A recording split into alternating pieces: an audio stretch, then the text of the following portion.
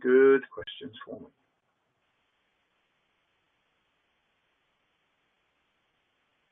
One of the things I did on Facebook this week or last week was to talk a lot about in the horse world how there's a lot of pressure on people to conform, and there's a lot of institutional kind of bullying, I suppose, which was it seems to strike a chord with a lot of people, and it seems a great shame that is the case. So I'd be interested to know your experiences from that, and whether that was particularly useful. And I'd also like to know if you'd like me to tackle any other topics that might be really relevant, or things that you think are topical and want to get answered.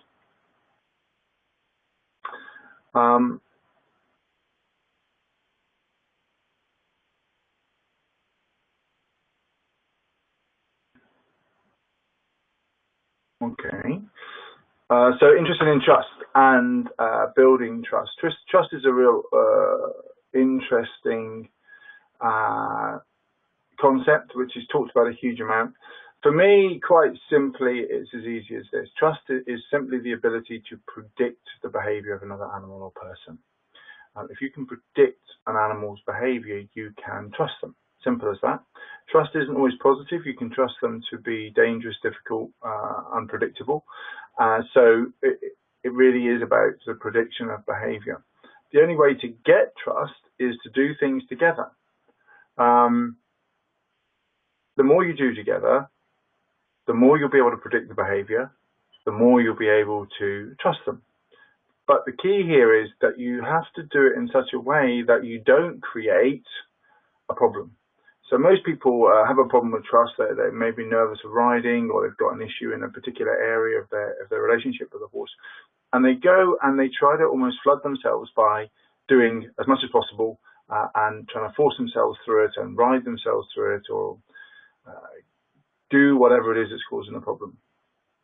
If it works, then for sure, you can kind of say, well, we did it, that was really good. But there's a question about how am I going to behave next time, and the time after, and the time after. If it goes wrong, then you just build up more negative trust that it's going to go wrong, and why am I bothering? So for me, this comes back to shaping plans. Get yourself a shaping plan that allows to create trust. And again, this comes back to my concept that really behavior, we don't want to work so much with behavior. People are always working with behavior, and I understand that. But you've got a problem with a horse that has a problem riding out. What tends to happen is you get trainers in and they try and ride the horse through it. They do more riding. They try and force the animal to do more. But that's not the problem. The problem isn't a ridden problem. It's a trust, confidence, problem-solving issue. But we seldom actually deliberately create a problem-solving, confidence-building, trust-giving shaping plan. So for me, that's the foundation for everything, and where it starts. That's why there's a shaping plan for those things that starts out with just walking over things, walking under things, going through things. But it also does it with long reining, and it also does it again with the riding, and it has the generalization layer where you start to do it in different areas. That's really key. People will do some loading or do some training in the school with one item or two items, and then go, okay, I've done that, I'm ready to go out on the road. And you're not. Horses don't generalize in that way. And we talked about in our shaping webinar a lot about the generalization phase and how important it is to do it in the field, do it in the lane, do it in the yard, encounter all these things, and also to build up doing 6, 7, 8, 9, 10 things at once. That way you can do it safely, you can do it small, and you get to learn how your horse will deal with situations. And that's how we build trust. So for me, in essence, very quickly, that start to develop our trust. It comes from working together, but it comes from working safely and successfully together. I'm not prepared to take the risk personally to advise people to push themselves through it, make it happen. I think that's the way to lose confidence and to lose trust. The best way, shaping plan, for whatever it is, start with something simple. Start away from the problem. Then, if you want to go to an area that's particularly difficult, riding out, napping, loading, and that's where your worry is, build a shaping plan for that. Do the training. You will get the trust in doing the work. That is the secret. do the work, you'll get the trust. I'm going to ask also, love your feedback from what we're saying as well, if it's making sense to you, if you've got further questions on what I'm saying. That would be great. Stephanie, a good question. How can I use clicker training with a very spooky and pushy Lipizzaner who loves the clicker, hates pressure, however, when starting is dangerous and won't listen? Yeah, okay, so we're back to that previous question about trust and about confidence building and problem solving. You know, are you going to the problem to solve the problem with the clicker, or are we using it to develop the character and abilities of this animal to actually deal with the situations you've put in? Often, if you get an animal to deliberately deal with something, if you teach them how to deal with something, that's really great. But it doesn't equip them for then subsequent events of different types, or it doesn't equip them with the ability to necessarily problem solve in the way that we would like, which is generally about standing still and taking it easy. So for me, we come back to that shaping plan for the trust, the confidence, and those sorts of things that you begin to build into your program, that you get the work together. You know, you use very spooky. Well, you know, it's that classic question, you know, will my clicker stop a bolting horse? Well, of course not. Once he's bolted, he's unlikely to think, oh my goodness, I might stop and see if I get a click and a reward. That's never going to happen. Can you use the clicker to reduce the likelihood of him bolting? Yes, of course. So come back to that shaping plan for building confidence, building trust, problem solving. You can use a clicker to do that. That's no problem. And you then start to create a horse that's not spooky. So you've eliminated one of the things. And then the pushy stuff. Now, obviously, I don't know what type of clicker training you're using. The reason I say for type, for me, I use something I call equine-specific clicker training. And that's why I wrote the book about it, because I think there's a difference between the dog and the horse. And clicker training essentially came out of the dog world, marine animal world, dog world, and then into horse world. And I think they're different. So for me, it was really important to create a style of clicker training to allow the animals' differences to be taken into account. So we would be working with the clicker and another signal, a terminal bridge in this case, of movement of my hand to the bum bag, and using a number of clicks to develop patience, calmness, to actually get that animal thinking at a very early stage, phasing the clicker out quite quickly. My experience and the reason for having a different way of doing it is because I experienced a lot of animals, and I really noticed that we're getting impatient animals, pushy animals, aggressive. There are lots of animals that are quite happy with one click, one reward, but those that have a propensity to be pushy, to be assertive, to want to get in there and solve problems and are really motivated, then they get problems. So I think, you know, use the clicker training on that problem solving, the confidence, the trust, to eliminate an undercurrent, create a foundation.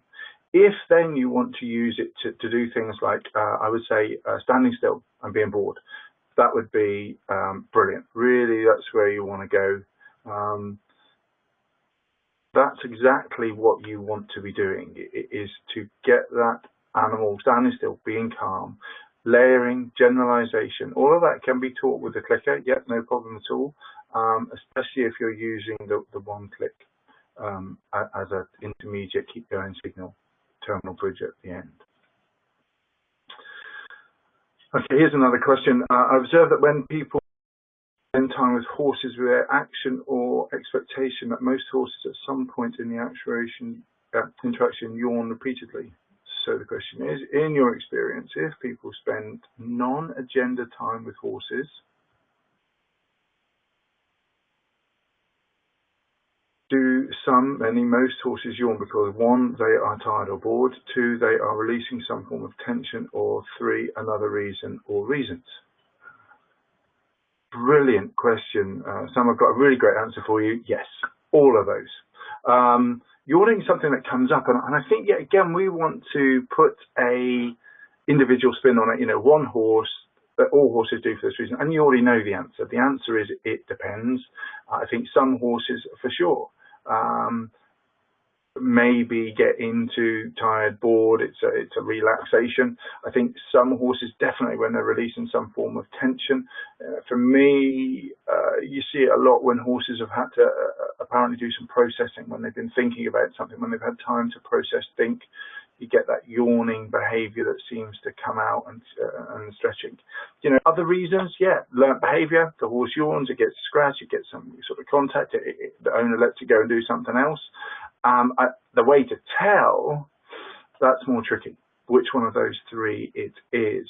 And I think that's a lot to do with intuition. I think it's a lot to do with watching each situation and that owner and kind of getting a gut feel. It's a bit like saying, you know, someone with their arms folded is always bored. But actually it could be because they got cold hands, it's most comfortable, that they just have a sore shoulder and it helps to have their arms folded. It could be they're bored. It could be that they've got some real issues and want to kind of be assertive and doing that sort of thing. So again, I'm really hesitant to say it's this one thing. I always look at them and say, you know, individual, that's where it is. And I think your three scenarios, the tired or bored, releasing some form of tension, or other reasons, yeah, you're right on every count. And those other reasons, I don't think we know enough about it yet. Far too many trainers read something into it and say, it's always this, it's always that. And I'm not really comfortable with that as an answer for yawning. Oh my goodness, do I have any views on the use of clicker training versus norm for horsemanship like Pirelli? I'm using a form of NH. Concerned that it's making my mare anxious and flooded, but I keep being told that I have to do it to build her emotional resilience. Confused and a bit upset. Okay, I'm gonna put my life on the line here without seeing you and your horse. I'm going to say you're absolutely right. Trust yourself. In my experience over the years, is most owners know what is right with their horse. You will spend more time, more connection. You will have more knowledge about your horse's behaviour than any trainer could possibly do. If what you're being told to do does not resonate with you, you need to be doing something else. For me, you know, you've obviously got the concerns. The concerns you have will mean that you are not conflict in your mind, which will create hesitancy, which will create some nervousness, which will interfere with your horse's ability to listen and to watch you. I'm not sure. You know, I think the conflict that you're showing is quite brilliant here, because it's about your concern that you're making the mare anxious and flooded, but you're being told you have to build her emotional resilience. Well, if you're feeling that you're flooding, making her anxious, then you are clearly not building her emotional resilience. That's not necessarily a good thing. I'm not sure what the trainer even means by emotional resilience. They've got to put up with rubbish and difficult circumstances, for sure, but you don't need to train a horse to do that. Like the rest of us, they do it all the time. They learn about it. Go back to my first thing about doing your shaping plan for learning, for confidence, for trust, for problem solving. That development of the relationship between the two of you will build her emotional strength, it will build her relationship with you, and it will allow you to connect with her and know her better, and for her to know you better, how you're going to behave, what you're going to behave. Take the pressure off. You know, this can't be good for you. You know, if you're feeling confused or a bit upset, you have to stop, and you have to do it for your horse's sake. Even, you know, if it's difficult to speak to the trainer about it, just take a break. Use that, I just can't afford it right now. Coming up to Christmas, I just need some time. Blame me. Ben said, I need to explore something else. You know, coming back to the first part of your question, I have views on clicker training versus forms of natural horsemanship. My views are this: it's really in the hands that hold it. I think positive reinforcement has tremendous potential, which is why I wrote the book about clicker training, because I didn't want it to get totally mistaken and people screw it up, which is what I see now. But I see some really bad examples. I see horses being turned aggressive. I see horses being flooded, controlled, manipulated in the same way as any other method. And recently, you may have picked it up on the internet, I wrote a little article about positive and negative reinforcement, and they're the same sides of the coin. Really, it's the quality of that interaction. It's the ability to get that timing right. You know, clicker training for me, it's a tool. You use it. It is just positive reinforcement, but I use positive reinforcement all the time. It doesn't mean I have to use a clicker. A clicker only increases the accuracy of my timing and allows me to mark that behavior really well. That's all I'm doing with my clicker training. After that, we'll phase it out. I don't need to keep clicker training for weeks or months or years on a particular behavior. The behavior's learnt, the clicker's gone, the food fades out. We're just left with the behavior that occasionally gets reinforced with scratches and affection or the occasional food reward if that's appropriate. For me, good clicker training does trump the modern methods of natural horsemanship, like Pirelli, as you mentioned it. But bad clicker training doesn't trump anything. So I'm really keen that there's that distinction between the two. I think you just have to be careful with whatever type of horsemanship. And I'm not a great lover of methods, you know that. This is about the science of behaviour.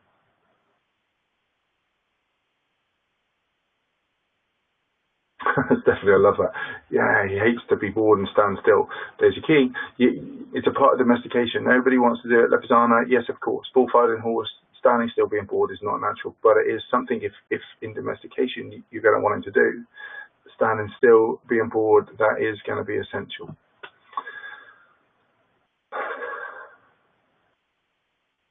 Thank you. I started riding a year ago and only owned a horse for 4 months. Hated the chest style of whip her through it, but really hating to use the carrot stick. Well, don't. Trust yourself. Don't use that carrot stick. You know, go with it. Go with your intuition. Sit down quietly. Do a written exercise. You know, the relationship book, the ebook that I've got, it's got this sort of thing where you start with the end in mind. What do I really want my relationship to be? Where do I want it to go? What do I want it to be in a year's time? Is that based on a carrot stick? And can we phase out the carrot stick? You know, I'd kind of be a bit more in favour of carrot sticks if they disappeared out of training. But the fact is they stay there for so long. You know, they don't need to be. It's a tool. Get rid of it. Throw it out. Trust your intuition. Now, that might leave you with, what do I replace it with? You know, shaping plans. Sorry to bang on, but for me, it's the one thing you have to be able to get your shaping plans written out and begin to work with those positive rewards. It can be as simple as that. Mark the good behaviour.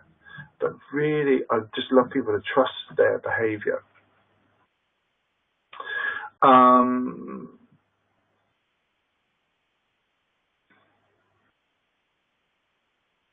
Okay, so let me just take this question here from Stephanie. In your book, I read it's best not to use clicker training punishment, which of course makes sense. Good. I'm glad you thought so. I can see a few trainers don't. I feel that even using, for example, a lunge whip uses negative reinforcement for most forward activity is, for the horse, felt as punishment. What do I do? Wow, good question. Yeah. Okay, so the options are this. Everybody finds your comfort zones, what you're happy with, and the whip, dressage whip, lunge whip, could be seen as punishment or negative reinforcement depending on how it's used. Used well, with the release of pressure in the correct places, it's negative reinforcement. Negative reinforcement is not a bad thing, provided it's not escalated, provided it's not increased and used excessively to force the animal into do things. So we use a bit more time, a little bit less pressure. We allow the animal to think things through so that it offers the behaviours. We can then remove that lunge whip consciously if we want to. But you can also do some stuff targeting. So you might use a target stick, which creates the animal to touch and move through a behaviour that way. You might use free shaping, really difficult to do, but done well, it's the best form of positive reinforcement because then you're not introducing anything that the animal may perceive as negative. Again, it takes a really good shaping plan. It takes some thinking about what specific behaviours do I want. You can use some mimicry, where you start to create the horse into a shape, either by working with you or by a combination of free shaping and targeting to be able to get that to work.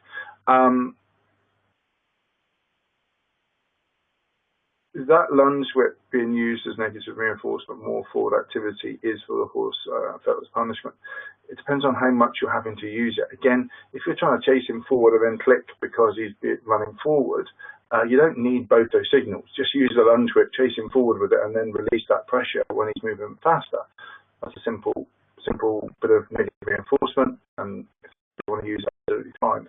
You can use it when we start chasing them forward and then not going in the right place, which trying to mark the behavior twice to tell them what we not necessary. Maybe go to some long reining. That's a really great way of developing forward movement and activity like that. Find out why, if there's a hesitation to go forward, start again with that shaping plan. Just get those slow transitions. Just really back it off, make smaller steps that just bring your energy up, and when you get that little bit of progression in the speed of forward movement, mark that with your clicker without having to use the lunge whip if you want to. It's a little bit of trial and error, and again, it's a little bit of sitting down thinking about what's comfortable for you and your horse and what those limits and boundaries are.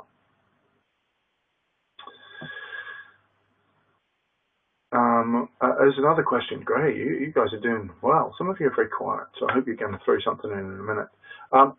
Another question, are you rigid about protecting your personal space? Personally, I like my horse nuzzling me when I nuzzle her, but this is not one of the things that people bang on and on about. Yeah, no, I'm not rigid about protecting personal space. I think we need them to be able to preserve our personal space. So for a young horse, working with them in a way that allows them not to walk over the top of you or push through you, in a very calm, quiet, just moving them over, changing them about, will be very successful, because as they're older, they don't have those habits. Once those habits are learnt, I'm quite happy for a horse to come into my space. I think, again, going all the way back to the question about yawning, it just depends on the horse, depends on the situation. We tend to think we've got to be so rigid that they can't figure out when our body language is inviting them in, when it's saying just be careful. Some horses need a little bit more boundary. Some horses, they can figure it out very easily. The only rule I would have is about thinking about other people, and are you training your horse to do anything that could be misunderstood by somebody else? So classic ones, horse reversing up to you to get a scratch on the bum. Lovely, the horse knows, great relationship, that's fine. Somebody else has to care for the horse, you go on holiday, whatever, or the signal's a bit more nervous, that can go wrong for you. Kissing. Not a great lover of kissing horses, don't get me wrong, I like kissing horses, but teaching it as the behaviour where they put their face up, those sorts of things, you just think, could that go wrong? Yeah, that could go wrong, so I probably wouldn't teach it. Having your horse come up, just stand in your space, get cuddles, nuzzle you, it's again, if it starts to escalate, if you see it start to be a problem, then deal with it. But up until then, I don't think we need to be so rigid with it, personally. I have a new horse. She's 4 years old, and we are working on being a team. Brilliant. She sometimes gets very tense, and in those moments, she sometimes walks all over me. What can I do to keep it safe for both of us? I use many things of the equitation science. Oh, yeah. Okay. Again, this is the thing I was saying earlier about not using behavior and training a behavior, but looking at the underlying emotional balance. So for a horse that you said gets tense and in those moments walks all over me, the traditional approach, and what you've probably been encouraged to do, is to deal with the bit when she walks all over you. However, for me, it's deal with the tension. What can I do to prevent that tension? Why is she getting tense? What is it about what we're doing that's causing the tension? How can we remove the tension? Because that's probably what's causing her to walk all over you. Now, that's not to say that a horse can be allowed to walk over you, and I just simply do two things. One, I stay out of their way. Secondly, I correct them by just moving them back into a space that's safe and just constantly having that consistent response to them getting in my space. confidence and trust and problem solving? Is it that we have enough generalization? Is it that we're not doing enough layering? Is it that you don't trust each other enough because she's new to you, she doesn't know the situation? You know, for me, the danger in this kind of question is that people will be advising you to kind of get tough with her and make her listen and make her do those sorts of things, and she shouldn't do this and she can't come into your space. You got to ask, if you start with the end in mind, what sort of relationship does that come? My recommendation, sort of not knowing how new she is to you and your skills and her, would be about looking at getting rid of that tension, about doing things that builds her confidence, that allows her to do things. And that's about small steps. That's about taking steps that don't bring up that tension. And if you're just going to say, oh, it's out when we're riding, then what I'm going to say is you probably shouldn't be out riding. You know, do the shaping plan that involves the leading over obstacles, through obstacles, right? Do the long reining that does the same. Do the riding in the environment. You know, universally, a meat problem. People get horses, week, 2 weeks out riding, and then wonder why they have a problem. You know, it does not work that quickly unless you've got an amazingly good seat and you can sit on any horse. If you want a relationship, however, take a month to get to know them. 6 weeks to begin to start doing your long reining and your riding in safe environments, build it up. Find out how she can bring herself back to calm. That would be kind of what I'd be looking at. Okay, Caroline. We're still using criticism, and Caroline, I am aware that this is a question that you asked that I haven't got around to answering for you, so I'm glad to see you on asking it. You're using clicker training on your newly started horse as a 7th ride. I know you're only taking small steps. You've come a huge way. It's taken a long time. I'm very impressed by your journey. I think you know, you're interested on how quickly you phase it out of the riding. And you've got to a point now where the click is on each now is on each step, and the treat after about 10 steps. Okay, I'm going to say a couple of words to you here. Variable schedule of reinforcement. You know, you're asking when to phase something out. That comes from the variable schedule of reinforcement. If you're still using something very predictable, like once every 10 steps, then you're probably not ready to phase it out. What you want to be getting to is a point where the reward might come after the 1st step, the 5th step, the 9th step, the 2nd step, the 12th step, the 30th step, the 5th step. Those are the sorts of things that unpredictability maintains the strength of the behavior, and it allows you to begin to phase it out, because you sometimes need to do less. So you give the short one after 2 steps, but you're also doing more doing the 15, 20 steps. And you're pushing the edges of those comfort zones. But before you phase it out, you need to see her offering that behavior freely. And that comes from that variable schedule. And I would say around now, because you're asking the question and it's your 7th ride, I'd definitely be thinking about the variable schedule and moving that about a little bit. Especially as we're not trying, and you mentioned here about, you know, it's hard to push her patience by insisting on good behavior, as there is a fear she'll blow up if she gets excited or frustrated, and that's a bit scary. Absolutely, and you're doing the right thing to avoid that situation, but again, start to use the variable schedule of reinforcement a little bit, because you want her to think about that little bit, that frustration. We're not talking 20 steps where you've been doing 10. We're talking sometimes she's going to get an easy one. Sometimes she's going to get a medium one. Sometimes she'll get a longer one. That schedule itself will then start to build up a little bit of her resilience to the withdrawal of the clicker and having to do a little bit more. Combine that with a bit of feel, and obviously on the workshops we've talked about and stretching the comfort zone. So you're going to feel when she's starting to go, oh, this is a little bit tricky, when you stretch those longer ones.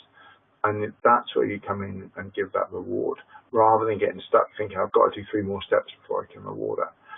So it gives you a bit more flexibility, just to push her, but also to reward her for the easy stuff and the bigger stuff. It's a real key area that people struggle with, this variable schedule, but it is so important to help her progress and get them over it. Okay, my ponies are feral Dartmoors, and I was new to feral ponies when I got them? Wow, that's a lot of learning, Erica. I've learned from them at that time, and very still snaps are important. Yep, feral animals will teach you that every single time. Brilliant teachers in that way. What tips do you have for working with this kind of pony? The 7-year-old is okay to wear a head collar and starting to lead. We use clicker training with him. The yearling can't work out how to take food from my hand, so avoid scratches. Good. She's starting head collar training now. The 2-year-old is the least progressed so far. Any advice on working with those type of horse? Do what you're doing. Keep doing what you're doing. The fact you're making some progress is good. If you're not seeing lots of problems, that's good. I think you've hit the nail on the head. The small steps, have a written shaping plan so you've got your consistency and you know what you're doing and really clear with how it's working. Except they're all different for a variety of reasons so that you can begin to have them at different stages. That's a joy. That's part of the journey, so enjoy that. I think also, as we were just talking about, that variable schedule of reinforcement. The difficulty with feral animals when you're working with them is they can really shrink our comfort zones. They can cause us to really feel for them and offer smaller and smaller when you need to just, if you're using the right size step, just stand and wait. Let them just figure it out a little bit. Let them come to you. Be aware of them expanding their comfort zones rather than shrinking yours to make it easier for them. There's a fine balance here, because if you push it too far, and that's what often happens with people, they try to make too much of things and make the animal go too fast, too far, especially when the animal starts to make progress. So the animal starts to make progress, we start to think the snowball's rolling and we start to push more, and then it kind of falls apart a little bit. So stay at that same pace, small steps, little bit of a variable schedule, just waiting a little bit, withhold that reward, really key, withhold the scratch, withhold the reward until you get a little bit better behavior. Right? That's really crucial to working with that feral animal. It's crucial to working with every animal, and if you could work with every equine like you have to work with a feral, then you'd get really great results all over the place. But it is that variable schedule that's going to start to progress things on and ask them to work a little bit more.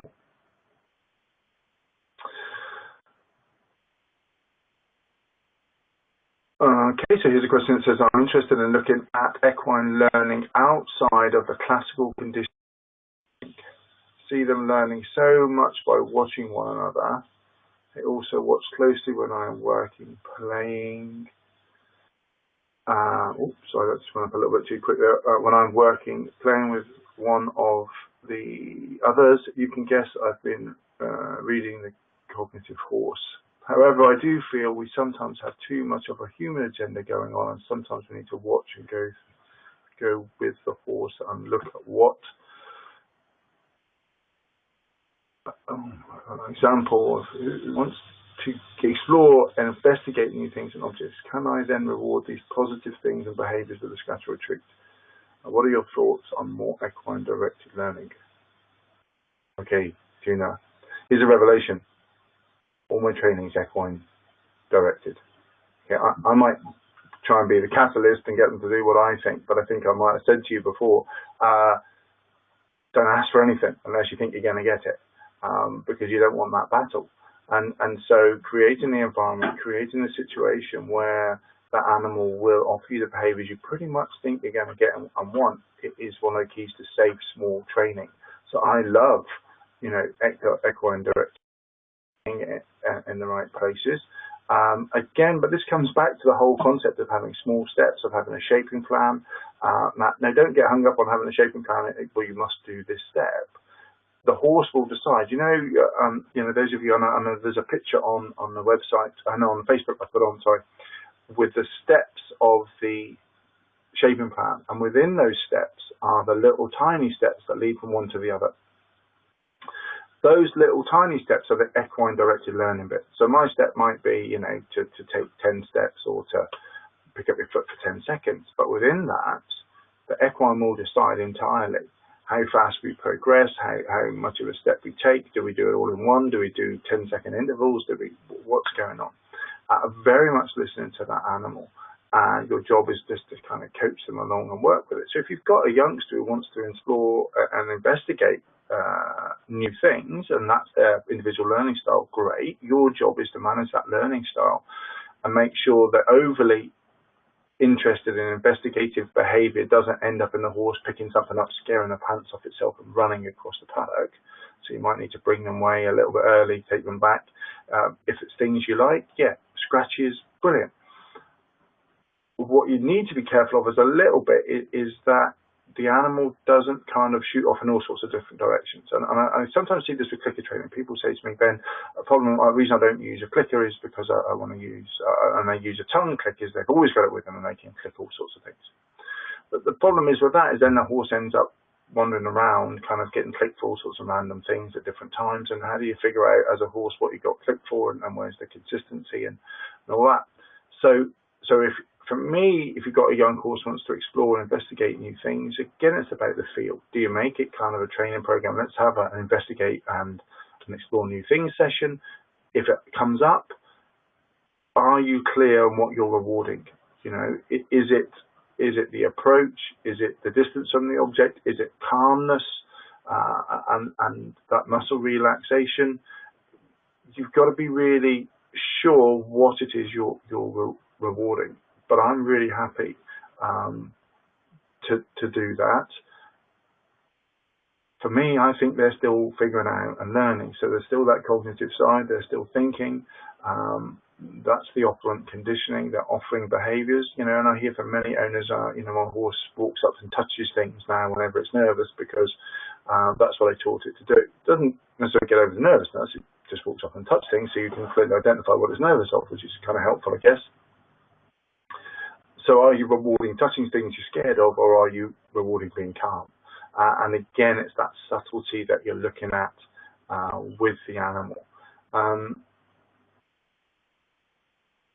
We definitely, I agree with it. We have too much of a human agenda. Yep, absolutely. We're going to do this, we're going to do that, and we're going to do it by this afternoon. And that's some of the skill of, again, shaping plan is you know where you're going, so you don't have to worry about step 27.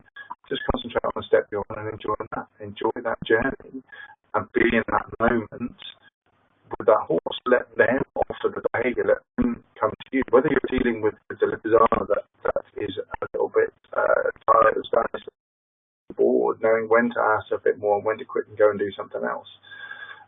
Whether you're dealing with the horse in New Zealand there that's a little bit tense, you know, and working underneath that and finding where you're just stretching her comfort zone so that she doesn't have to be tense. That's being directed by the horse. It's more like coaching. Instead of you directing, and some of you may remember an exercise I do on some of my workshops where we get you to lead people over an obstacle course blindfold. A different way. That's the feel. When to ask, when to wait, when to push a little bit more, when to encourage that learning and that potential to come out. Do we have any suggestions for me? She stops sometimes during riding and does not want to move.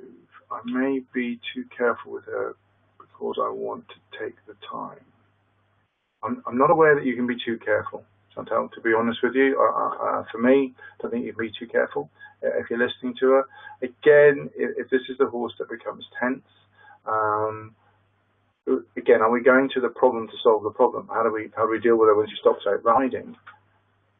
But for me, I'd still have some questions about why is she tense, why does she stop? Is it about us giving the skills?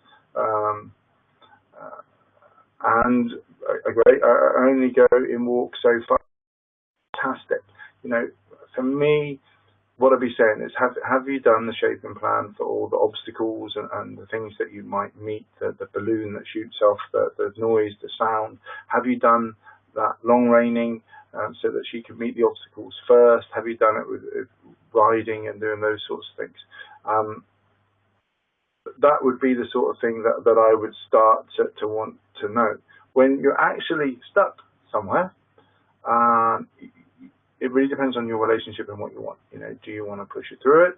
Do you want to just sit there and wait for her to walk? Do you want to just get her on, get off, lead her past? I'd say here, this is where you become a behavioural detective. You start to ask some questions. What happens if? What happens if I get off leader path, get back on again?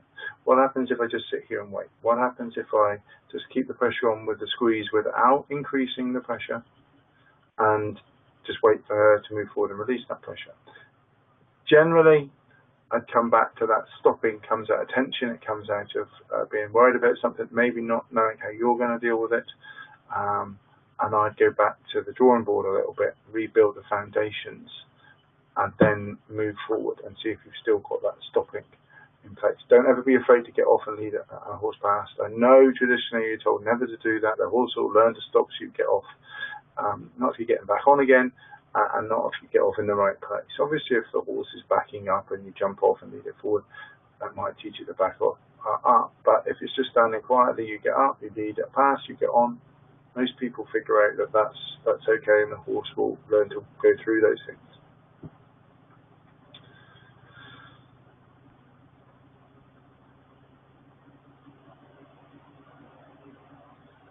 I found recent stuff on confidence really useful because I've had so many people tell me what I should be doing with my ponies, and that's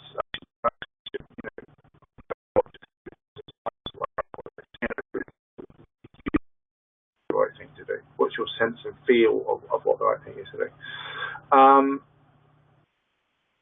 I have realised very recently I don't have to listen to them. Yay, that's good. Actually, I know my ponies best. That's true.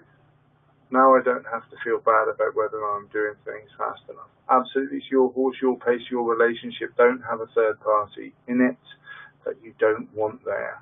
I would say do listen to everybody, because how do you know who is going to give you the right advice or something that might spark off a bit of knowledge that would be really good for you? So do listen to everybody, but don't necessarily act on what everybody says. That's the key.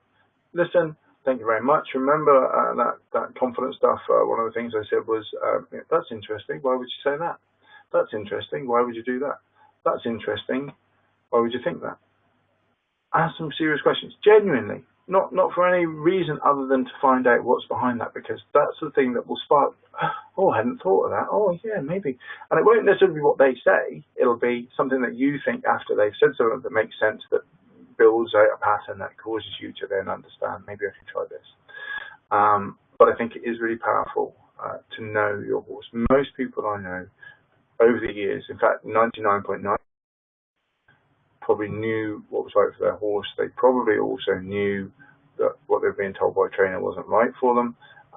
And it's learning to trust yourself, because if you're asking a horse to trust you and you don't trust yourself, there's going to be a little bit of a problem.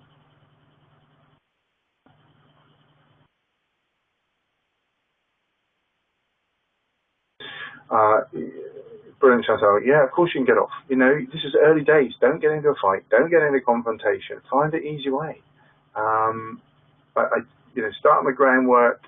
There's a difference between making a horse do something and allowing them to learn that they can. And obviously, without knowing what sort of groundwork you're doing, great. But for me, really crucial. Build that trust. Build the problem solving. Build the confidence between you, and that comes simply from that shaping program of doing obstacles in the 3 different ways, doing the laning, doing the trust. You will not believe how much that will take on. I do have one final thing to try and to do. What have we got to add here for you? If you've got any questions, hang on a second, let me just get this technology under control. And this is what I've been thinking of recently. It says, oh, the screen's disappeared. Here it goes. I don't know if you can see this. Who knows?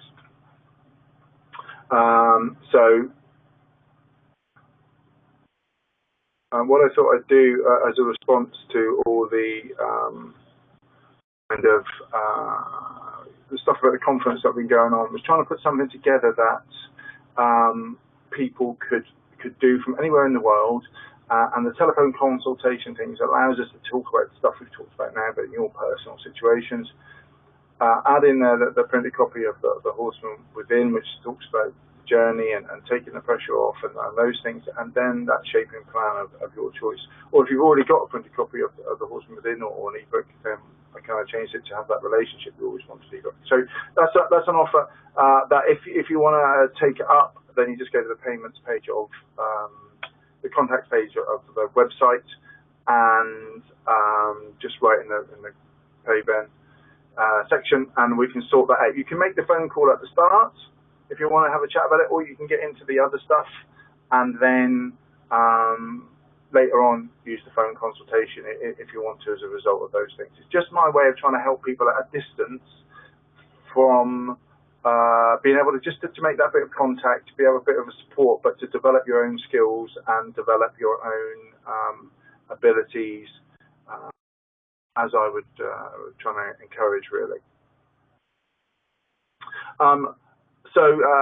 Great. I'm glad it's been of some use to you. I'm glad the variable schedule input is really good. Yeah, take that easy, Caroline. Just a few little bits. Just introduce it a little bit. Make sure that's good.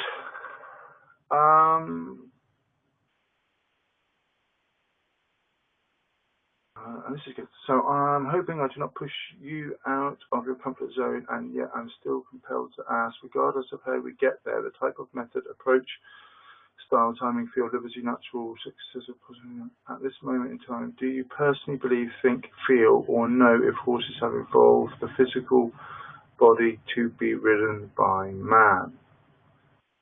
Holy cow. That's a good question. And yeah, physically, they can be ridden by man. Is it the best thing for them? That's a different question. And I think it comes into all those things you've just listed. I think it depends on how much we do, how young they're ridden. I think it depends on our approach to building muscular strength and their flexibility, like any athlete. Do I think that a really overweight rider getting on a young horse and lunging it in circles first to take the energy out of it is the right thing for the horse? No, never. And so I think a pathetic rider, we could probably, in my personal opinion, say we could find a way forward in riding them at this stage. But there's too much bad stuff for us to really be able to see that at the moment.